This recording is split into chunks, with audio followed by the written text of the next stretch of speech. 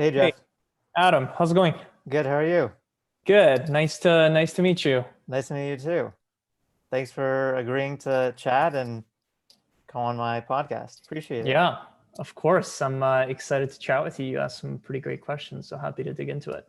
Thanks. How's your day going? Your week? Week's pretty good. Went by pretty quick. I'm out in Edmonton, Alberta right now, actually. Both my girlfriend and I grew up here, so we came out here in July. So it's a beautiful, sunny, but incredibly cold day, like usual. So yeah, Nice. And prior to July, were you in Toronto? yeah. Okay. Yeah. And you're based in Toronto, right? Yeah, I am. Yeah. Good stuff. Cool. Well, yeah, if you don't mind, I'll jump into some of the questions that I put in the email I sent you. Sure. Thanks. Yeah, first one, I just want to start off.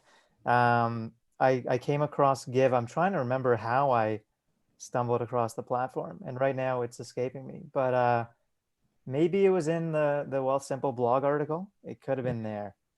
But anyways, love the app, and I just wanted to start off by asking you, what was your motivation to start Give? Yeah. Appreciate you checking the app out, and glad to hear that you liked it. So my background is in product design. I've been working at various tech startups in Toronto. I was actually at Wealthsimple. I used to work there for a couple of years on the product design side. When I was at Wealthsimple, I had this sort of personal realization. On one hand, I cared deeply about lots of different social issues, but on the other hand, I wasn't doing. I don't think I was doing enough to support sort of the causes that I cared about. But I think more importantly, the giving that I was doing were all very reactive. When my sister did a run for the cure, I donated to that. When my company, when my work had a work fundraiser, I donated to that. I wasn't really thinking really about the causes that I was giving to. It was like, is it a charity? Check. So that's it. Like, I did a good thing. That's it. And so when I looked at the donations that I've made in the past and, try to compare them to the actual causes that I cared about, there was no relationship at all. So I thought, well, I want to do, more, and I want to give to charity, but I want to do it in a way that actually reflects who I am. And so I first tried to think of what are the causes I care about, which is a surprisingly hard question, because who doesn't care about a charitable cause, right? So you really have to think hard about, which causes do I care about the most? And so I tried to do that exercise myself, and I picked one to start, which was homelessness. And so I started Googling, what are the best homelessness charities in Toronto? That led me down a path of reading articles, which were more like listicles. I stumbled upon Charity Intelligence, which, there was a lot of data on there, but I didn't really understand what I should be looking at. And then the more that I read, and I picked up a book that informed a lot of our philosophy with Give, which is a book called Doing Good Better by William McCaskill. And they talked about this whole notion of effective altruism, and about how you can try to measure the impact of a charity and to really be judicious about the charities that you choose to support. I thought that research was so cool. I ended up picking a charity, Covenant House, and just kind of from the reading that I've done. And okay, so that was it. I set up a monthly donation to Covenant House, but that's one charity in one cause. If I wanted to do that across all of the things that I cared about, that's going to be a lot of work. And also, the relationship that we have with charities is very one-to-one, right? So if you donate to 10 charities, that's 10 separate relationships you need to manage. So if I wanted to change my giving amount, my giving budget, I'd have to go into 10 different places. I think some of them you might even need to call them anyway. So it just found the whole experience from a product and technology perspective also a little bit, frustrating and not as seamless as I thought it could be. So really drawing upon sort of my time at Wealthsimple, where we created a robo-advisory sort of investing experience for people who didn't know how to invest, frankly didn't even want to learn the ins and outs of how ETFs are structured and all of those things. Creating a really beautifully designed, simple platform that has all of the intelligence built in, just thought that was so cool. And so I thought, is there sort of an equivalent or similar approach to giving, where I could give somebody my money, tell them about the causes that I care about, and they manage all of it for me. And I can just lean on their trust and expertise to make the right decisions. So it didn't exist when I tried to look for it. I mean, in some ways it does exist if you, for example, are a high net worth individual at a bank. They tend to have a philanthropic services advisory sort of division that can help you. Or if you have enough money, you could open a donor advised fund through a community foundation like the Toronto Foundation, but those also require, tens of thousands of dollars to get started. So there's no real option for the regular donor like myself, who's wanting to give maybe $50 to $100 a month. And so that's it. So I thought, let's make it. Cool. Well, I'm glad you did. I like you, I like the idea of donations becoming a bit more proactive, thinking about it a bit more proactively, as opposed to just always. I think there's a place for reactive donations too, but definitely both is good. A lot of questions I want to ask you. I'm trying to think where to start. Are you familiar with RC Forward? Yes, I am. Okay. So yeah, that's the platform I've used over the past couple of years. Were you familiar with them at the time you started Give, or did you learn about them after? I learned about them after. And I'll say, like, I don't think I'm super familiar with RC Forward, but from what I understand, they're, I think, the only way you can give to the effective altruism funds in Canada and get a Canadian donation receipt. Is that right? Yeah, that's right. As far as I understand, like, there's some. So Givewell is, I guess, similar to you in the States, making recommendations to people around which charities they think are most effective. Yeah. So, for instance, one of the ones they recommend, I think, is Against Malaria Foundation. Mm-hmm. They have charity status in Canada. So that would be like another example of a way you could donate to an effective altruism charity. But anyways, you're right. For the most part, it's RC Forward. Yeah. So I am familiar with them, with RC Forward, obviously now. Wasn't when I started Give, but I was familiar with Givewell, and sort of having read through sort of the effective altruism movement. I've gotten this question before too. Somebody emailed us and said, "Are you Givewell of Canada?" And the short answer to that is no, we're not. Like I said, I was really inspired by the idea of measuring effectiveness for charity. But my personal view on it is that in some ways, Givewell is on kind of one extreme end of the spectrum, right? So on one extreme, all you care about is qualities, right? The quality adjusted life years. And so, yeah, of course, you should donate to the Against Malaria Foundation wherever you can save as many lives as possible. And, it just so happens to be that if you're giving in Canada or the US, the charities there, no matter how good they are, they will not be able to save the same number of lives per dollar as you can sort of in developing countries. So I think that's great if that is purely your goal. But I think most people, one of the reasons we give is because it gives us a sense of connection to our community. And so one of the focuses of our funds is that it's all local. Okay, we do have a national fund, but we really wanted to focus on local because, most people I think can name like the biggest national level charities, but ironically they can't name the food bank in their community or the mental health clinic in their community, and so those are the charities we want to support, and we found that those are the charities that donors really feel good to support. Now, from a EA, the effective altruism perspective, that would be a quote unquote like bad thing to do. But we wanted to still give people the ability to make like a localized, more personalized impact while still having some components of vetting doing a little bit of that sort of effectiveness research. And so we try to land somewhere in the middle of the spectrum so that you're not giving to just whatever charity you hear of, but you're also not just giving and to maximize, the lives saved, that you're giving to causes that you care about, that's personal, that's local, but that's still vetted, and you're kind of trying to pick the best of the bunch. Yeah, I love the way you described that, taking kind of a middle approach.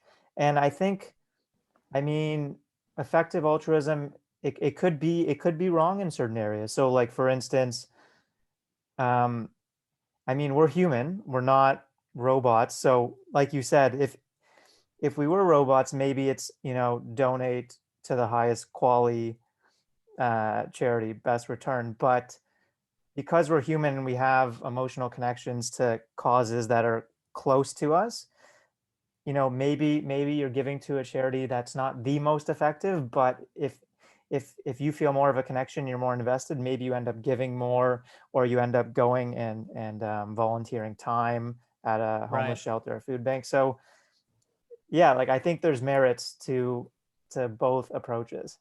Right. Yeah. So yeah, we're trying to find sort of a balance in the middle, and it seems to be sort of resonating with our users so far. Cool. And I asked you over email if you're a for-profit, nonprofit. You mentioned you have both a for-profit and nonprofit arm.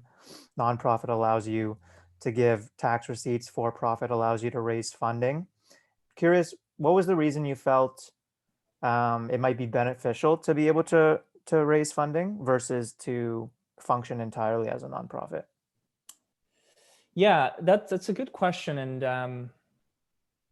I can't say that give could only happen in the structure that we've set. I think Give could have been a pure charity platform. I think what having the for-profit entity allows us to do is to really position the technology and the product side of things as a typical high growth tech startup. That means being able to raise capital from investors. Obviously, there's a ton of philanthropic capital out there, but it is a very different sort of group of people with that capital. So by setting ourselves up as a for-profit, we can go to VCs who are maybe a little bit more strategic, that can provide support in helping us grow the business. Also allows us to have reward sort of employees with stock option programs as well. So there's those like benefits there, and I'll say maybe a part of the bias towards going into that startup is probably because that's the environment that I've spent my career in, and so that's what I know and that's what I've seen to work. And I'm pattern matching, saying we're building an app, we're building a technology platform, there is a charitable component, but that's what it is. All the other companies that I see that are doing that are startups. And so that's kind of why we went with that. But like I said, I can't say for sure that this is the perfect way to do it, because you look at a company like Canada Helps, they're a technology charity. I have a friend of mine who runs another charitable tech company called Ample Labs, and she went with the full not-for-profit route, and she secured, I think, great capital from philanthropic partners, and have engineers and designers working on it. So both models, I think, make sense. For us, it was just kind of wanting to raise capital from investors, and also just pure bias and pattern matching on my end. Yeah, totally fair. In terms of your decision to go with a 5% fee, as opposed to the model that RC Forward and Givewell use, where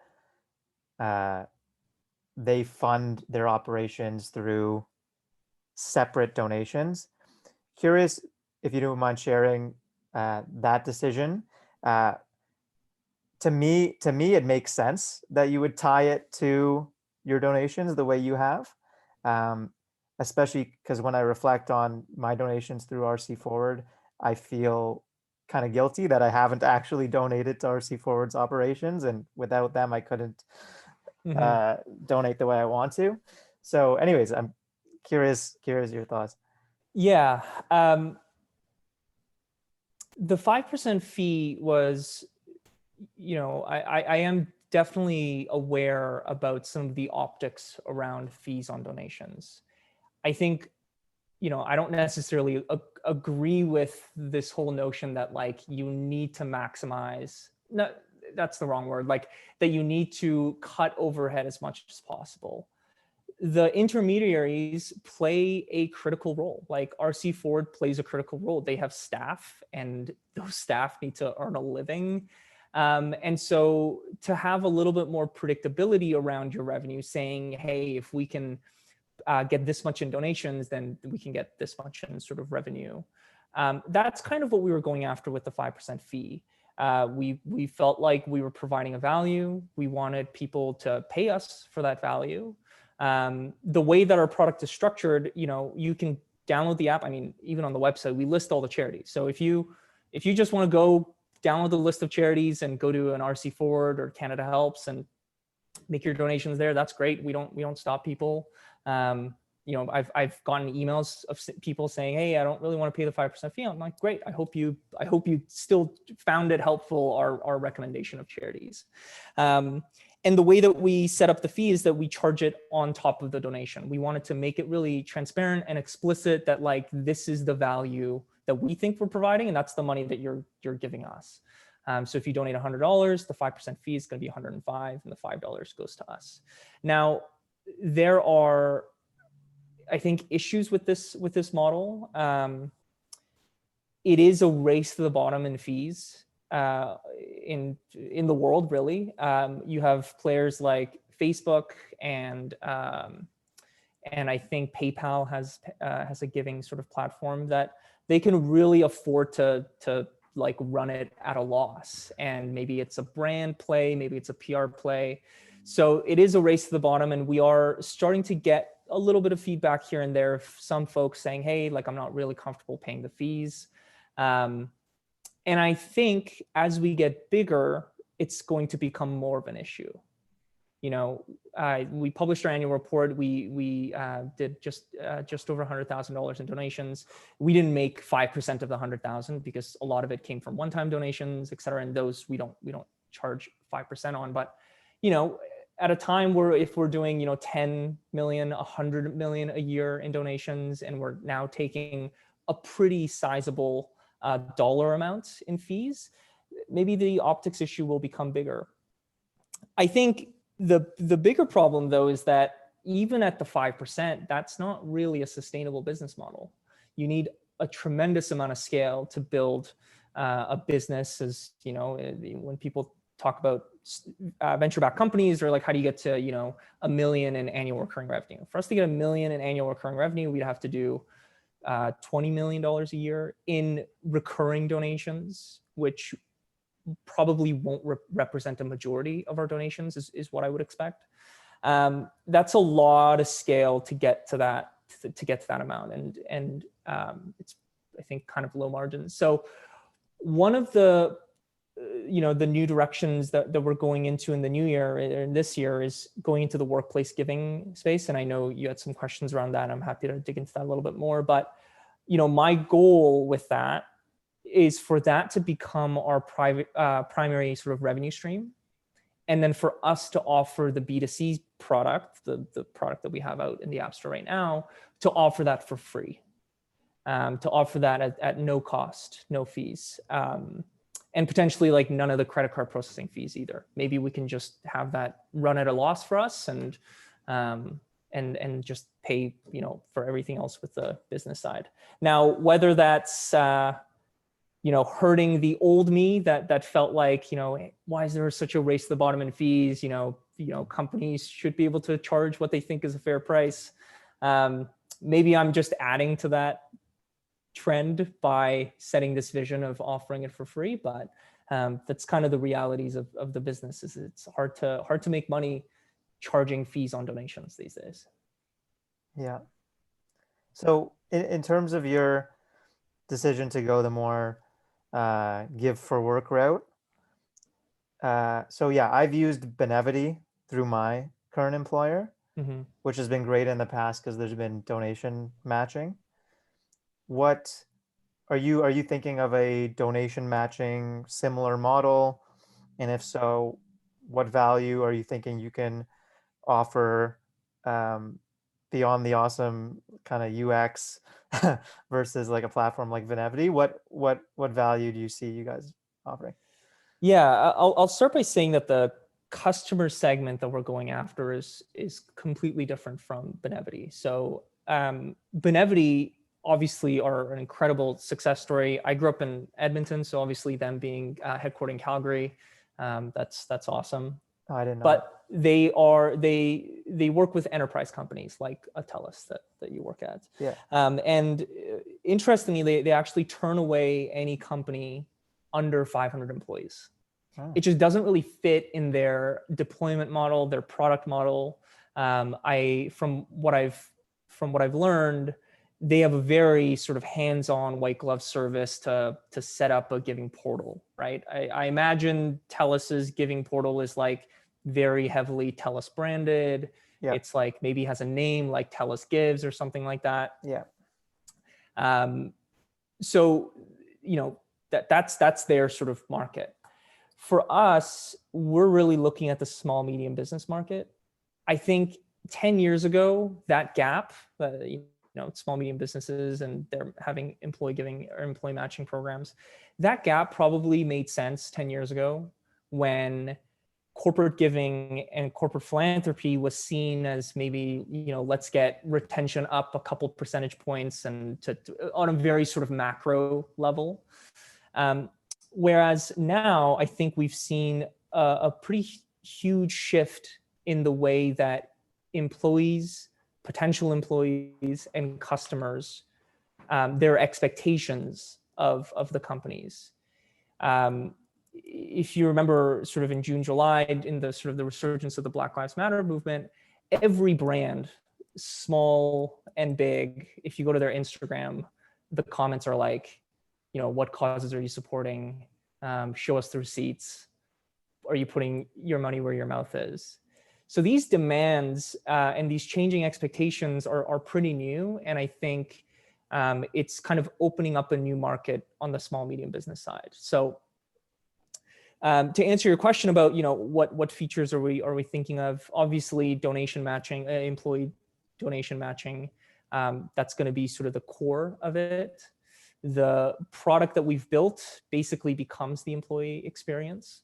And then obviously we're building sort of an employer experience for them to be able to, track the giving across the company, be able to produce kind of reports, to be able to kind of tell a story about the company's social impact. And then obviously be able to make company donations themselves. I think the challenge for us is to figure out what does corporate philanthropy look like on the small and medium business scale, because I don't think it looks exactly like the enterprise scale, where maybe there's on the enterprise, maybe there's a lot of focus on volunteering. Who knows whether that is actually what's important to the small medium business enterprise. Similar to that, I think donation matching even is not something that every company can afford, right? Because not only do you have to pay for the software, you have to pay for the donations. So we're thinking about products and features and sort of habits that companies can build that they can do sort of at a low cost that doesn't involve donation matching. So one thing we're thinking about is a small company maybe can't do donation matching. So they're going to say, we're going to set aside $300 every quarter, and that's going to be our company's donation. Now, traditionally, and I've spoken to lots of small companies that have done this. I've worked at companies that have done this, but it is incredibly disorganized, right? Somebody has to remember that the 3 months has come and that they need to make the donation. They don't know which organization to give to, let alone like what cause to give to. So how can we productize that, help it become a ritual at a company, and have employees actually be engaged in that process too? So you can imagine they set aside the 300, they set a rule saying every 3 months, make this donation, but 1 week before that donation, send a message on Slack to every employee where they can vote for the cause that they think the company should give to. And so they can vote, maybe it's like a proportional split, or maybe it's like the most popular one gets it. And then you have a dashboard to track all that. So I think maybe that's our hypothesis as to what CSR looks like at a very, very small company.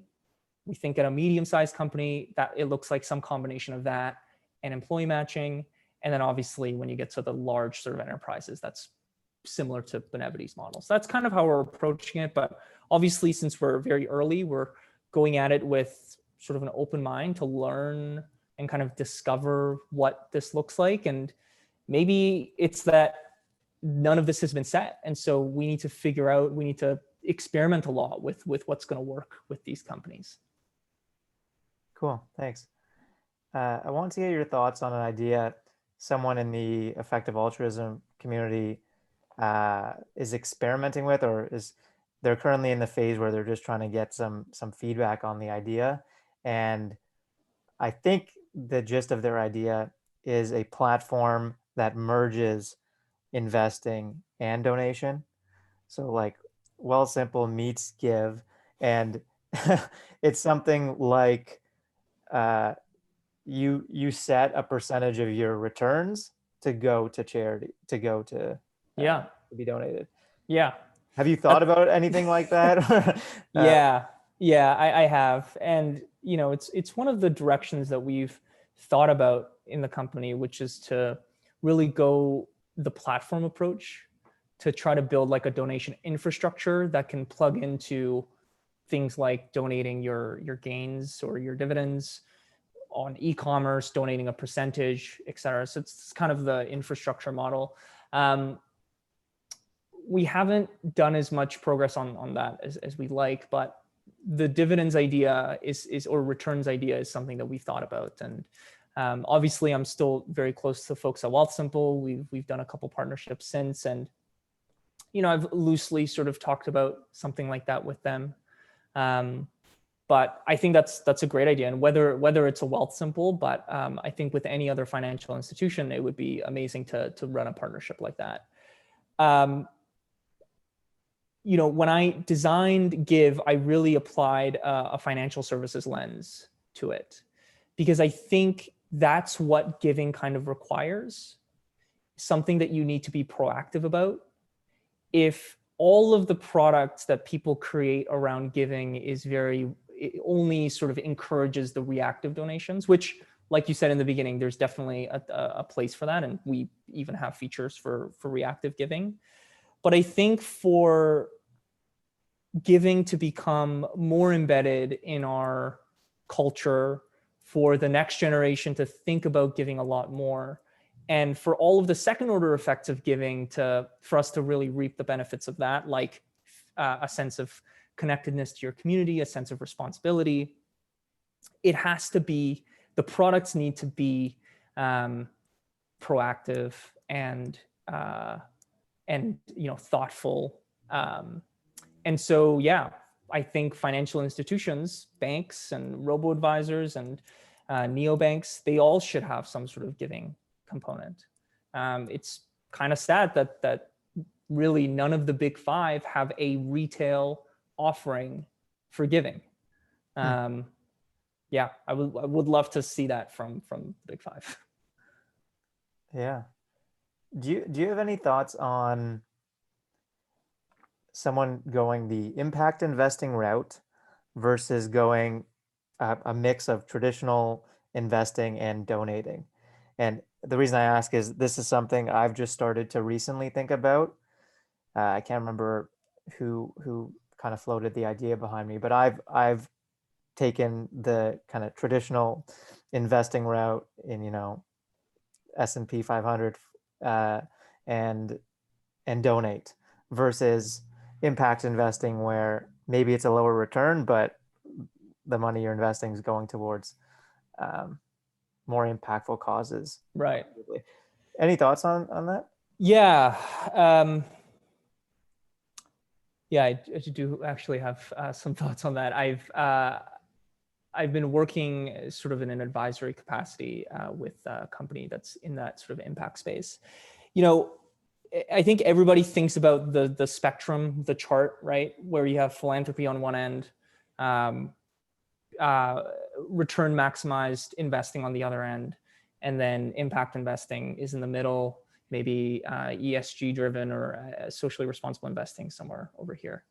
I think that's, I conceptually the spectrum makes sense, but practically it's not that impact investing solves solves some of the charitable side of things and some of the return side. Obviously, return side impact investing is very similar too, but from my perspective, and I don't think by any means I'm an expert, so I could be wrong on this, but my view on it is that impact investing is trying to encourage companies that are going to make a sort of a more fundamental change in the way that we do business or the way that we consume products. Whereas charity in a lot of ways isn't about problem solving. That's like something that I think about more and more, is that charities don't necessarily solve fundamental issues, or like systemic issues. Like when we think about racial inequality in Canada, like charities are not necessarily going to solve that issue. If you think about homelessness, like charities aren't going to fundamentally solve that issue. What charities are great at, and that's why I've dedicated sort of my career to this for the last little while, is they are great at, changing the lives of people that are impacted by these issues. So I don't think you could just stop donating, do impact investing, and feel like you've accomplished a little bit of what you would have accomplished by giving. I think they have different purposes, and you have to figure out which purpose you care about. Because I know people, I've spoken to folks in the impact space who don't like the idea of charity, that they feel like maybe it's short-sighted, and that to have long-term systemic change, that it's got to be on a policy level or or an impact investing level. And if that's their belief, then that's great. But you have to be able to see the difference between impact investing and philanthropy in terms of what your hope, what the outcome is, the outcome that you hope for is. So it's kind of my 2 cents. Thanks. So why do you think, why does your gut say charities struggle to solve kind of the systemic issues? Because I've heard that. Personally, my opinion is not set or formed either way. But yeah, I've also heard, charities, could be viewed as more of a Band-Aid solution. So why do you say that? So obviously there's lots of different types of charities. So there are charities, and we have some of them in our funds that are doing a lot of advocacy work, that are, making calls to the government to change policy. So obviously those are slightly different. And so, but to kind of get at what I said before,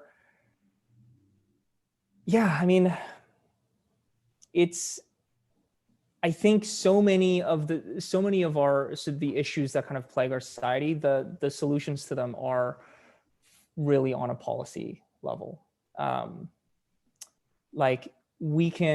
Charities can help people who are experiencing homelessness get out of it and sort of improve and fundamentally change their lives. And that's what they do. But to prevent people from going into homelessness in the first place, that's a societal sort of failure.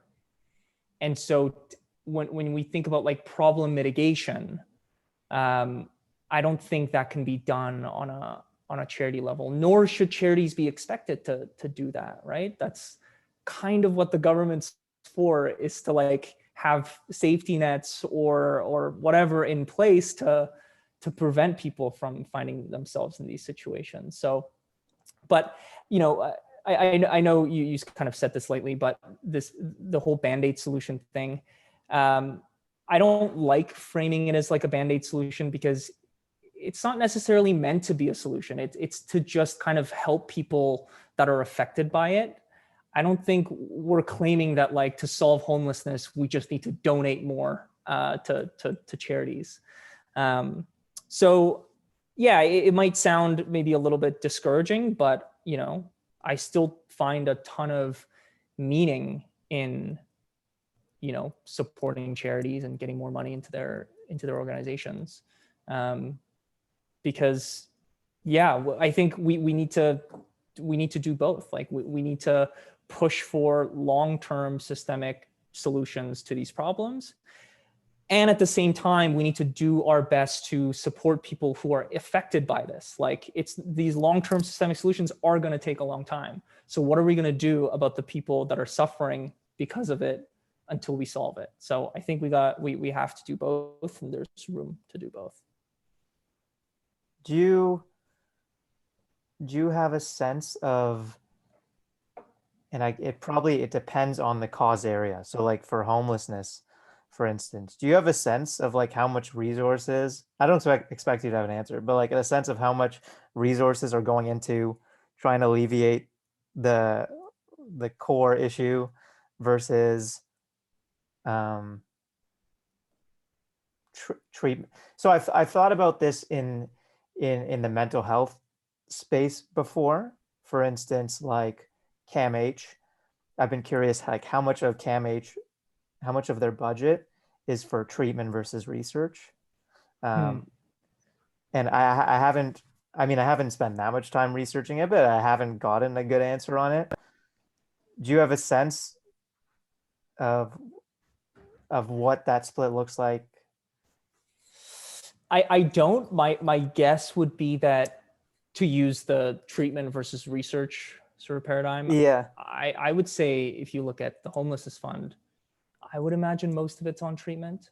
Yeah. I think CAMH just happens to be sort of an institution that obviously has the research capabilities, but if you look at a food bank, all they're doing is treatment, which is what they should be doing. Maybe they'll be doing some a little bit of research to kind of do some studies to push for change on the policy level, but I would say most of their work is on research, on treatment. Yeah. Do you have a sense, or do you have any thoughts on how to determine what the right split is? And because like the treatment is the more short-term solution, and you need to help the people who are suffering today, but ideally you want to solve the root issue so you don't have anyone becoming homeless. So I'm curious. Yeah, I've tried to wrap my head around in the past, like how do you actually figure out like how much resources to put into each piece? Yeah. I think that questions should be asked at a government level, right? How much of the government funding is going to go towards treatment, like supporting organizations that are helping people, or just a little bit more short-term solutions, and how much of it is going to research, like long-term investments. I don't know what exactly the split is. I can only say that there needs to be both, but on a charity level, I don't know, without having thought through this fully, my gut says like charities should really focus on the treatment, because that's what they're great at, and the research should be put onto government. Now, maybe the reason that charities are doing more research than treatment, or are doing research in the first place, is that there's a lack of confidence like in the government to do that, so they're kind of taking into their own hands, and that's that could be the case. But yeah. Cool, thanks. I listened to a podcast episode that Angela on your team was on, so it helped me learn more about the type of work she does, or at least at the time she was doing at Charity Intelligence, and she talked about Give a bit. I'm curious, do you use the same evaluation criteria for Give and Charity Intelligence? No, it's different. I mean, obviously, we're both going to look at transparency. We're both going to look at governance. I think there's probably some nuances to like the things that we look at. I'll also say that like Charity Intelligence is probably obviously further along in sort of their research because they've just been around longer. we made the decision to really start our methodology from scratch. So it's probably a little bit different. But also I think we have a little bit more flexibility in terms of being more opinionated, I think, with our research. If you think about it, like charity intelligence kind of serves as a reference, right? So they're kind of like a charity navigator. They're trying to rate every charity. And so that you can kind of compare one charity to another. For us, you'll see like in our funds, we don't say out of the 5 charities in this fund, this is the best one. We just say these are the 5. And we don't have to review all of the other ones. Well, we obviously do, but like we don't show them side by side. So I think maybe we get to be a little bit more opinionated with ours. So like for example, we have caps on how big a charity can be to be in our portfolio. And that's not to say that, big charities are bad. We just have an opinion that it's the smaller charities that need our help. The big charities have great fundraising teams and are doing a fantastic job. And so I think those are some of the areas where we might be different, because we're just kind of, our output is just a small list of charities rather than every charity kind of ranked and reviewed. Interesting. In terms of changes over time and how you evaluate not just Give, but how different organizations evaluate charities, try to determine effectiveness. I'm trying to think of some of the recent trends. I don't know how recent it is, but there's been a shift away from overhead being used as a metric and it being less important, and more important, like what's the overall impact, like aside from the overhead, like for the money that's going to the cause area. So that's one trend that I've seen. The other one, obviously, with effective altruism is a trend maybe in its early stages, but away from local giving. Do you see any other trends? Any thoughts on where things might head? I don't, but I think probably the most important trend is like getting at effectiveness, because that's ultimately what we're trying to do, right? Like that's the ultimate thing to rate a charity on. Like if we had proactive. Yeah, well. Totally. But looking at research specifically, yeah, it's like, you would buy a stock because you want to maximize your returns. Obviously there's impact components, but yes. But if we had perfect effectiveness data, I think that would have to inform that should inform most of how people give. But the problem is that the outcome data, the impact data, is very hard to find, compare, analyze. So I think there's a long ways to go, both on sort of a organizational group level all the way up to like policy level, to make that research a little bit easier. And yeah, the shift away from local from the EA group, that's fine. I don't think that's gonna make a big impact necessarily, like in terms of like regular donors. I think most people care about sort of the issues they care about, and they obviously feel closest to home. So I don't think that's going to be a big trend, but I'm sure in the EA movement, that is a big one. Going back to one of your earlier comments around like even the 5% fee model only really works at scale. You were saying something like you think $20 million in recurring annual donations. My question is like, so I saw from your annual report, which was stunning, by the way. Thank you. Nicest annual report I've seen. Nice. Yeah. So yeah, what I was gonna say is like, you said it's a far way away, but can you see it getting there? And like how long do you think it might take? I can see us getting there. I think it'll hard to forecast that far. It'll take a while. I think I think the big question is, and I made this mistake when I first started, which is like, I looked at giving stats. Canada's what, like 10, 20 billion. A I stopped year? looking. Yeah, I stopped looking at that stat. But right, somewhere in the 2-digit billions a Yeah. year.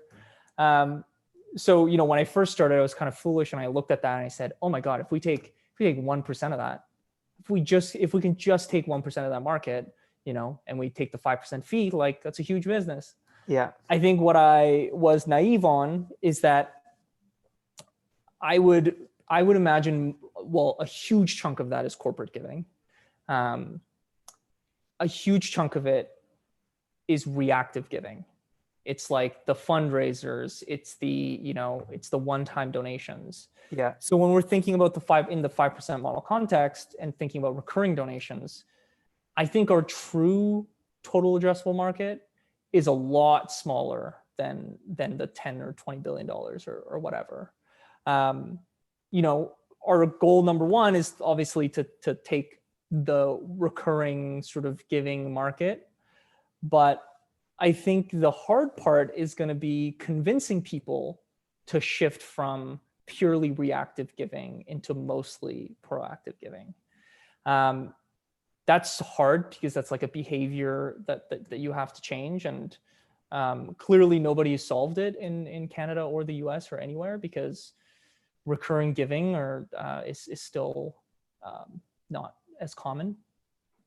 So yeah, I think we can get there. I'm very optimistic, especially about sort of the next generation. I think they are thinking about things more proactively. They're much more aware. And I think one of the tailwinds that benefits us is that this notion of a monthly subscription is so common, right? We all have monthly subscriptions to things. So to have charity as being sort of another monthly subscription, I think is a mental model that's going to become more common or more acceptable.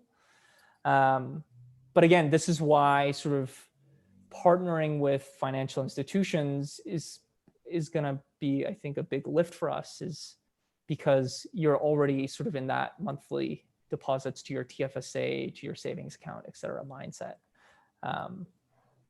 So yeah, I'm confident we can get there. Not confident on how long it's going to take us to get there, but yeah. Have you considered trying to make Give more reactive in any ways, in terms of getting people to, encourage others, friends, family to jump on board, like fundraiser in some sense? Yeah, so we haven't done fundraisers. It's been sort of in our backlog of something that we've wanted to do.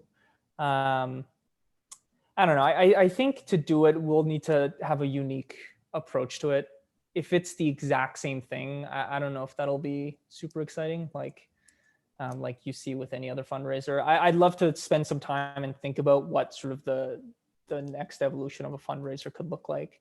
But in terms of reactive, yeah, we launched 3 funds in 2020: the Black Resilience Fund, the COVID-19 Fund, and the Holiday Fund, which is more of a repackaging for sort of the end of the year. But for those, obviously, if you have $1,000, you want to put $1,000 in right away. You don't want to divide that over the course of like 12 months. So we opened those funds up for one-time donations. It's super easy. You don't even need to create an account. And so that was sort of our push to support reactive giving at a time that made sense, which it does. But yeah, that's kind of what we've done for reactive giving so far. I mean, I still feel like proactive monthly giving is the core of what we do, and that's my personal mission is like to get as many people giving on a monthly basis as possible, and so that'll probably remain our focus for a long time.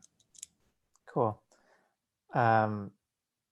Sort of related to reactive giving, but I've been toying around and trying to think through, you know, the idea of collective action problems. And one idea I've thought about is, like, for instance, you can donate, like the cost of to donate a water well in a developing country to provide clean water to like a small village might cost like $5,000.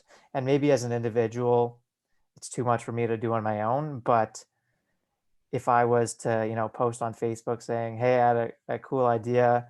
Um, if we get, 100 people to like this post and each commit $50, then we can, together donate this water well. And if we don't hit 100, you don't have to you don't have to give anything. Kind of because the Like a idea of, Kickstarter. yeah, a Kickstarter model, yeah, because just giving the $50, like, yes, you can give that $50, but it feels like, you know, it's just a drop in the bucket. It's not enough. Mm. Um, so I'm curious if something like that could work from like a give type model where it's like, hey, if I get 10 friends to join on, we'll each give 1% of our income and amplify the impact. I don't know. Yeah, I think the challenge is like in the example you used, there's a clear goal and an associated outcome, which is that a well is going to get built. Yeah. Um, Obviously, charity water is like the great example of that. Like they've done a really great job with transparency and reporting and impact, and I think that's great. I think that's hard to do for most other charities. Like for a mental health charity, like what is the goal, right? Yeah. I mean, you see with like hospitals, like they might have Build a the goal wing. of like building a wing, but Yeah. like so many charities, there's no like chunk, like a unit to go after. Yeah. So maybe some people make it arbitrary, like we want to provide like 10,000 pounds of food or something, but it starts to lose sort of kind of saliency as you get less and less clear on what the goal and outcome is.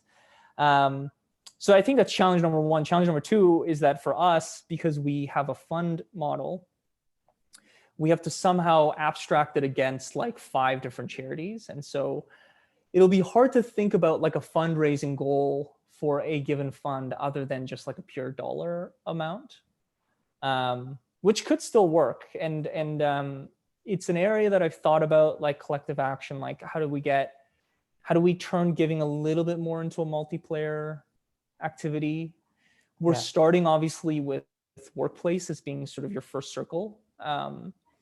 And we'll need to think about what elements of social we can have in there. Obviously, it's not going to be like a Facebook or Instagram, but like some elements of social, maybe peer benchmarking. Maybe there's a fundraisers component. Maybe there's a matching component somewhere. But yeah, there's a lot for us to think about on that. We're still very early. Yeah. Well, like I said, right now, like most of my giving is through RC Forward, but I wanted to experiment with Give and use the platform. So as of now, I'm just on kind of the minimum monthly donation of $5 that I started off. But it was really cool to see that I'm technically giving to 43 different charities because I kind of selected every single fund. Nice. So yeah, it was cool to be able to do that. And um, yeah, like I don't know, it feels nice even though it's minimal to be able to contribute to a bunch of different cause areas. Yeah. No, I'm glad that you enjoyed the experience, and that's how we want people to feel, is that they can, you know, from the check mark, when I said earlier, it's like the check mark that I had before is like, is it a charity? And I think the check mark that we want to make it really easy to check is like, am I giving to everything that I care about? And so with Give, like if you sign up and onboard, like you can check that box, and it's actually one of the only check boxes that you really need to check. So I'm glad that you like it. Curious, like with RC Forward, what's your giving pattern like? Do you do it on a recurring basis? Do you do it on one time? How do you choose the charities? Do you give to any other charities outside of RC Forward too? Outside of RC Forward, I give to Cam H recurring, but a lot smaller than the RC Forward. And then I give reactively, like friends like yeah, Yeah. fundraisers and stuff like that, and at work and stuff like that. But the largest, like the majority of my giving is through RC Forward. and it's like they have different funds similar to you, and I can't remember the name of it, but I think it's like it's essentially alleviating global poverty. So most of it goes to like Against Malaria Foundation. They direct it. So the fund that I give is they essentially direct it to Givewell's Mhm. discretionary fund, which is Givewell each quarter decides which charity they think is most in Right. need. Um, yeah, I've thought about a lot about like I'm also interested in like long-term future. They have like effective altruism. There's interest in like existential risk and stuff like that. But I feel kind of guilty giving to that when there's people suffering today. With So very real real risk versus existential risk, right? yeah, where the money I give, I don't know if it's going to actually have an impact. It's harder to see. Um, so, Right. anyways, yeah, that's been my giving. Yeah, so I give Got it. recurring through RC Forward, and they take automatic like debits out of my checking account each month. Got it. And you give through work as well, right? Through TELUS? I used to give through Benevity through TELUS, but when COVID hit, they canceled donation matching. Oh, wow. Okay.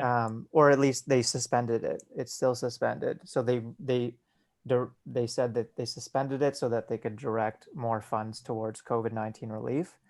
Um, I I still I decided I still wanted to give to kind of give well recommended charities.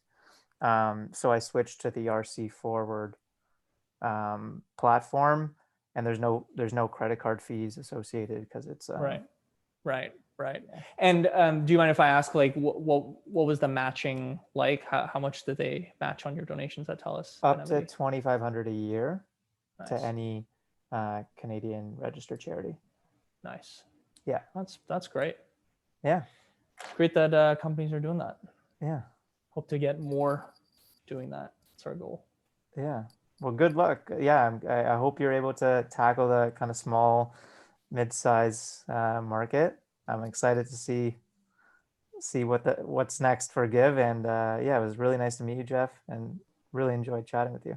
Yeah, thank you. Thanks for the great conversation. It was lots of interesting questions you asked, and yeah, thanks for reaching out.